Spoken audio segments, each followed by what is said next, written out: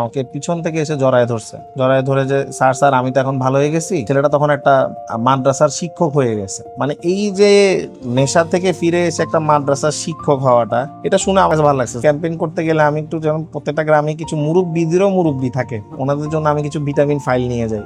এরা যখন এদের হাতে দেই এরা খুব খুশি হয়ে যায়, কিন্তু এই ভিটামিন ফাইল যদি হাতে না দেন খুশি থাকে না।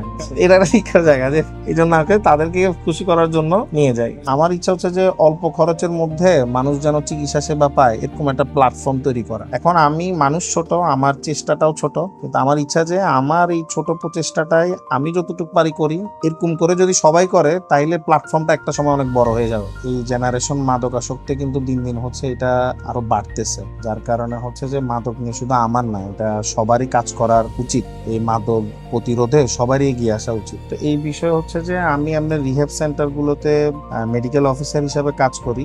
পাশাপাশি আমার একটা ইচ্ছা জাগছে যে আমার দিক থেকে আমার যতটুকু চেষ্টা আছে এর মাধ্যমে আমি মাদকের খারাপ দিকটা মানুষের কাছে তুলে ধরে যেন যুব সমাজকে একটু মাদক থেকে ফিরাতে পারি, এইটারই হচ্ছে আমার একটা টার্গেট। এই ক্ষেত্রে আমরা হচ্ছে বিভিন্ন স্কুলে বা ক্লাসরুমে রুমে গিয়ে আমরা মাদকের খারাপ দিকগুলো, ক্ষতিকর দিকগুলো তুলে ধরে মাদক প্রতিরোধে সবাইকে এগিয়ে আসার জন্য ছোট ছোট স্কুল ছাত্র ছাত্রী এদেরকে আমরা উদ্বুদ্ধ করতেছি। Which is the world-class cable brand? Walton Cables, নিরাপদ আগামী সংযোগ।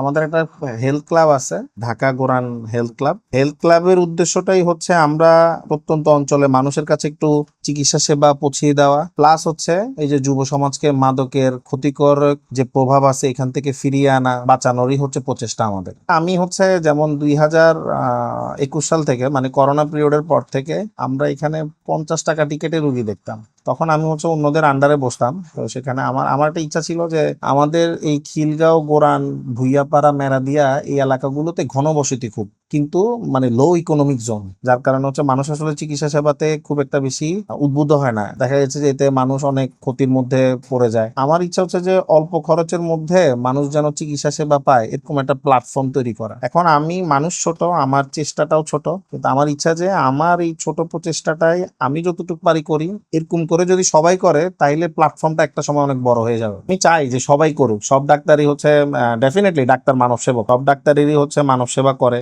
এবং আচ্ছা আমরা ডাক্তাররা হচ্ছে যে মানুষের জন্য ছাড় দিয়ে দেখি, এটা আমি বিশ্বাস করি, আই বিলিভ। বাট আমি চাই যে আরো মানুষের সেবার জন্য নিজেকে আরো নিয়োজিত করে, এবং হচ্ছে যে এই যে একটা ছোট প্ল্যাটফর্ম তৈরি করছি যেখানে মানুষ অল্প টাকায় ভালো ডাক্তার দেখাইতে পারবে, অল্প টাকায় চিকিৎসার ব্যবস্থা নিতে পারবে, এটার একটা প্ল্যাটফর্ম তৈরি করে রাখছি যেখান থেকে মানুষ সেবাটা যেন প্রতিনিয়ত নিতে পারে। ঢাকা গোরান হেলথ ক্লাব এটার পক্ষ থেকে আমরা এখানে কিছু গরিব রুগী থাকে তাদেরকে হচ্ছে যে আমরা ওই চিকিৎসার পাশাপাশি ফ্রি দেখে দেই। তো তাদের থেকে আমরা 100 টাকা ভিজিটটাও নেই না, এবং পাশাপাশি হচ্ছে তাদেরকে আমরা আমাদের ক্লাবের থেকে কিছু মেডিসিন আছে, যেটা আমাদের ওই যে ফ্রি মেডিকেল ক্যাম্পেইনে তো আমরা মেডিসিন দেই, তো এটা আমাদের এখানে হচ্ছে স্টোর করা থাকে আর কি। ওগুলা হচ্ছে আমরা ওই পেশেন্টদেরকে দেই। বিশেষ করে যারা রিক্সা চালক আছে, যারা দিন মজুর আছে, বা যারা দেখা গেছে ফ্যামিলিতে তেমন সাপোর্ট কেউ নাই, তো আমরা যে খোঁজ খবর নিয়ে তাদের সম্বন্ধে জানতে পারলে আমরা তাদের চিকিৎসা সেবাটা আমাদের পক্ষে যতটুকু সম্ভব অতটুকু করার চেষ্টা করি। ফিটা 100 টাকা সবার জন্য, সবার জন্য আসে,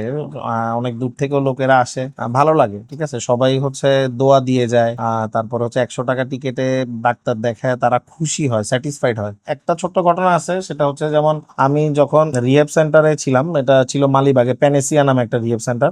তো ওইখানে একটা ছেলে ছিল, এমন ছেলেটা হচ্ছে মানে খুব অল্প সময় নেশাগ্রস্ত হয়েছে, খুব ভালো ফ্যামিলির ছেলে। তাকে আমি যখন একটু কাউন্সিলিং করলাম এবং প্রপার ট্রিটমেন্টে নিয়ে আসলাম, একটা সময় কিন্তু সে এখানে থেকে রিকভার করে ফেলছে। তো আমার তারপর হচ্ছে রিহেব থেকে সে চলে গেল। তো একদিন আমি হচ্ছে মগবাজার মধুবাগ এলাকা দিয়ে যাচ্ছিলাম, আমাকে পিছন থেকে এসে জড়ায় ধরছে, জড়ায় ধরে যে স্যার স্যার আমি তো এখন ভালো হয়ে গেছি। ছেলেটা তখন একটা মাদ্রাসার শিক্ষক হয়ে গেছে। মানে এই যে নেশা থেকে ফিরে এসে একটা মাদ্রাসার শিক্ষক হওয়াটা, এটা শুনে আমার ভালো লাগছে। ক্যাম্পেইন করতে গেলে আমি একটু, যেমন প্রত্যেকটা গ্রামে কিছু মুরব্বিদেরও মুরব্বি থাকে, ওনাদের জন্য আমি কিছু ভিটামিন ফাইল নিয়ে যাই।